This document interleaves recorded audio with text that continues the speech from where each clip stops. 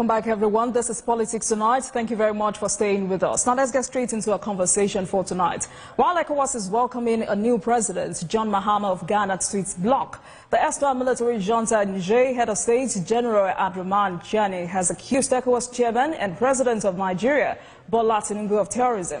Nigerian government alleged that Nigeria, alongside other foreign security forces, gave assistance to Lakurawa, a terrorist group. The accusation has since been debunked by Nigeria's Minister of Information, Mohammed Idris. But to help us make sense of the issue and other regional matters, I am now being joined live from Abuja studio by Abiodun Adeniyi, Professor of Communication Studies, Bayes University. Professor, good evening to you, sir. Thank you very much for joining us on Politics Tonight. Good evening. Thanks for having me. Prof, good evening to you. Can you hear me? All right. I can hear you clearly. Good evening. Right. In recent times, we've heard Niger Republic make bold allegations against some Nigerian authorities, claiming they are complicit in sponsoring terrorism across West Africa. Surprisingly or not, the president accused the federal government of being paid by President Macron for Nigeria military base. Our Minister of Information calls these accusations baseless. How bold would you consider these statements? Well, I think we need to understand the context within which the government of Niger is operating. It is a military regime, and we know what military regimes represent. It's an aberration. It's a kind of regime that is losing steam in global affairs. And of course, when they come to power, the one thing they want to do is to look for legitimacy and to look for fall entities, fall countries, if you want. And because of our shared history, our shared memories, and our common heritage, remember that we share contiguous borders with Niger. We are one country that Niger will want to easily hit at, against the background of our earlier threat, rightly or wrongly, to restore democracy in that country using military. Yes, we didn't carry out that threat, but it might still matter to them to continue to use that as a moral high ground.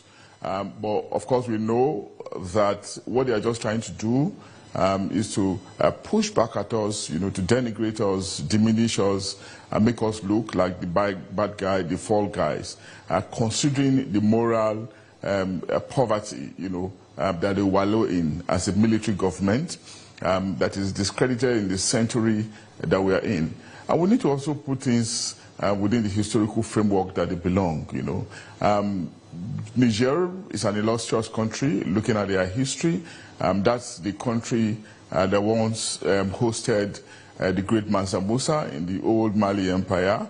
That's the country that bears one of Africa's illustrious heritage, the city of Timbuktu with its wonderful architecture. And that's the country as well that will share boundaries with Nigeria's Kanem-Borno Empire. And of course, we have common histories at the level of language, at the level of custom, at the level of religion. So we are born, there's a deep-seated kind of bondedness between us two. The military ruler obviously know that we cannot successfully be separated from them, even though we want to do it at the level of state affairs. It's going to be difficult for us to do it at the level of people. And as the bigger brother, the bigger entity, we want to be elevated, above their intransigence, whether through rhetoric, or through pronouncements. And it's often expected that if he wants to take a shot at any country in the West African subcontinent, in the subcontinent of in the West African region, we are most likely going to remain his target. And that's what he's simply doing. So I do not think that is something that Nigeria should take seriously. It's just going to be a storm in a teacup. He's just trying to look for a ground on which he can portray himself and his country as good, while Nigeria is bad, unfortunately. He's not going to go anywhere. We are not obliged to him in any regard. We are a sovereign country, and beyond our sovereignty, we are the most populous in Africa. In terms of military might, it may not matter really, but of course we are far ahead of them. We have been helpful to them in many regards, even in our recent history under the former President Muhammadu Buhari. Prof, let me come in there, because so many things that we can share. The question some Nigerians have asked is, what exactly would Nigeria gain in causing instability of any kind in a country like Niger? Some say Niger is an inconsequential neighbor, so why? And you may not want to blame those saying such, not forgetting also that for years Nigeria has supported peace and security of several countries, not only in the West African sub-region, but also on the African continent. Yeah. And despite all of these efforts, how worried are you that this is coming at this time, considering the recent successes recorded by the Multinational Joint Task Force, which Nigeria leads?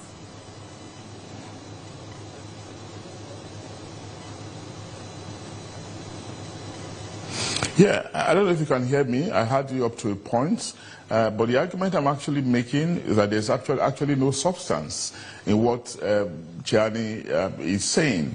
You're looking at a group of countries, Mali, Burkina Faso, and Niger, that have formed an alliance. And what is that alliance supposed to be for?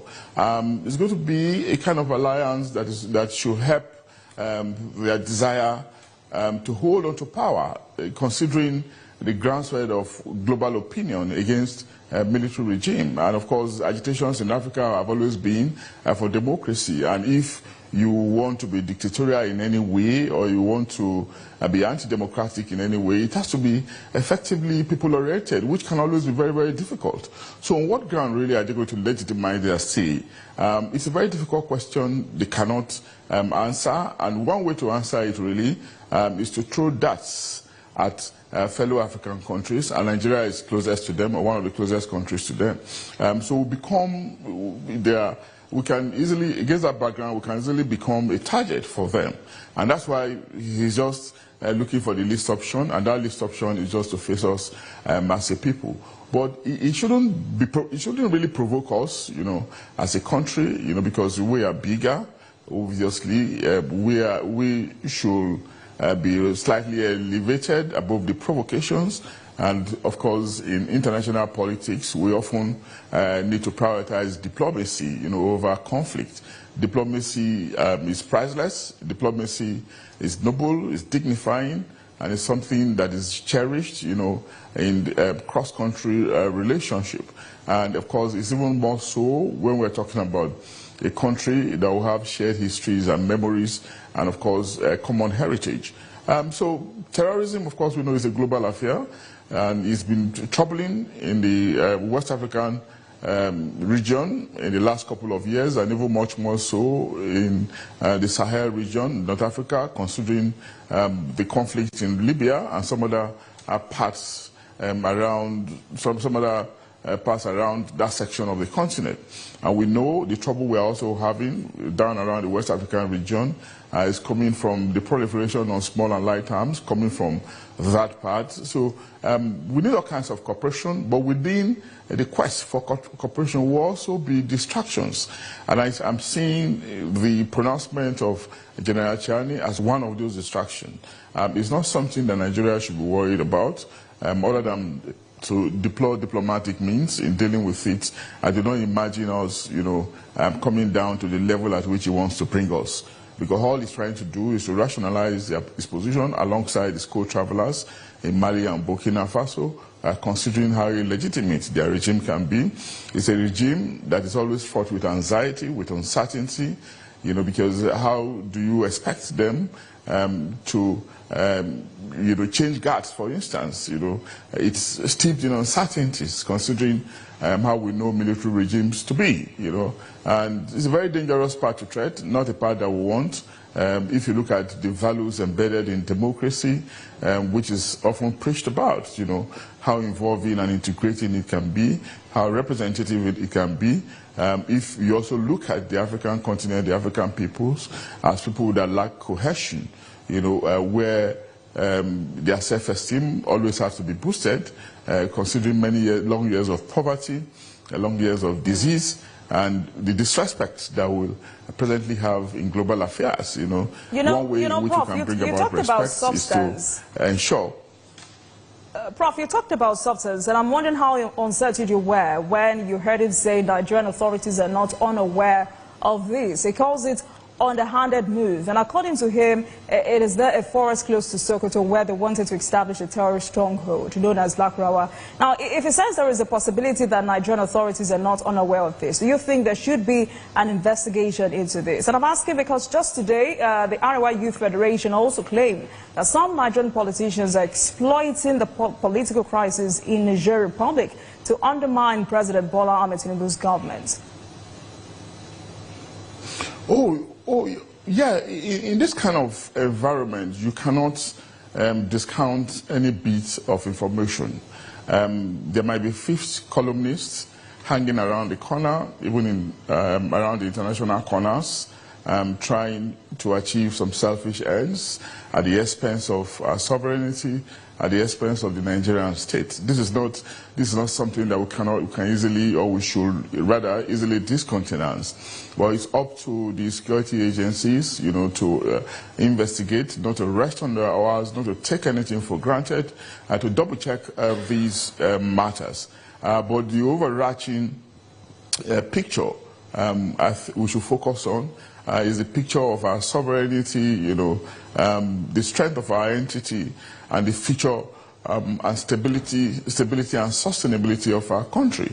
And if we're looking at all those other factors, you know, if we put them in the matrix, we will know that we will just imagine that Niger Republic shouldn't be, their tantrum shouldn't be one that should bother us so very much. You know, it shouldn't be something that should distract us from our domestic priorities. You know, our priorities around economy, you know, the injection of credibility, transparency into our electoral process, you know, and of course the peace and prosperity of our country.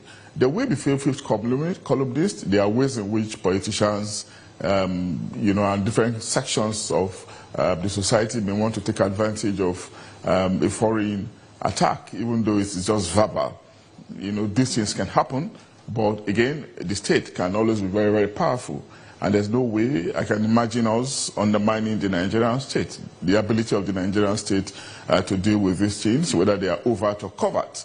But in the meantime, we should just be strategic, you know, and not be overly reactive. You know, we need to be matured. You know, we need to be guided, privileging the importance of diplomacy over open conflict. You know, whether physical or verbal. All right. Before we expand this conversation, Prof, you know, a well-known aphorism says, "He who alleges must prove." Would you say the onus is on Tchiani to come forward with evidence of his claims? Are there any consequences peradventure he cannot defend these unguarded claims?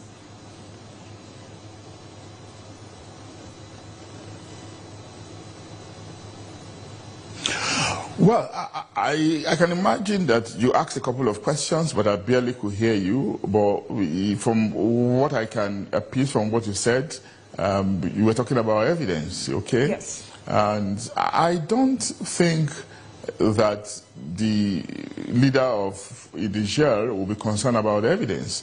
He has achieved the purpose that for which he made that statement. The purpose is simply propaganda.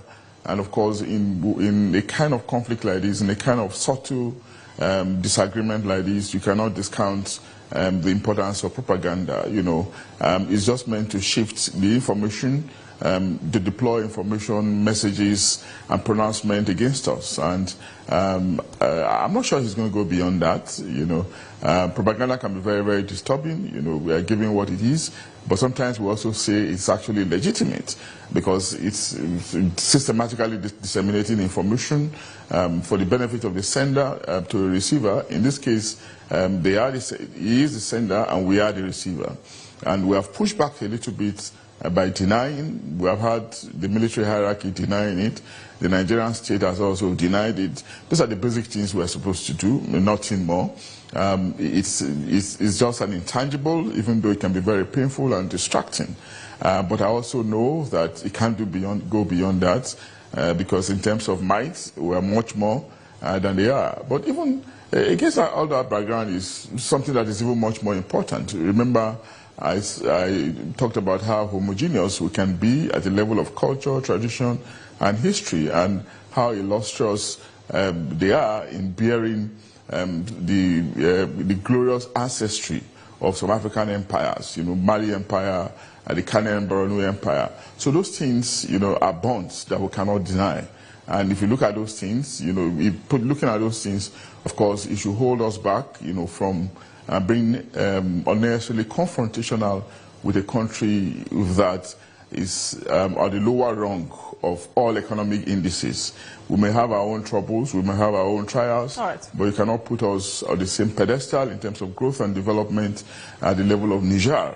We are a big brother, and our future is probably better together than continuous disagreement. And of course, that's what I think has influenced President Bola Tinubu's disposition towards them over this month, trying to use diplomacy, trying to plead with them to rather return to ECOWAS and not to take the inglorious path of exiting just because they want to protect their illegitimate military regimes.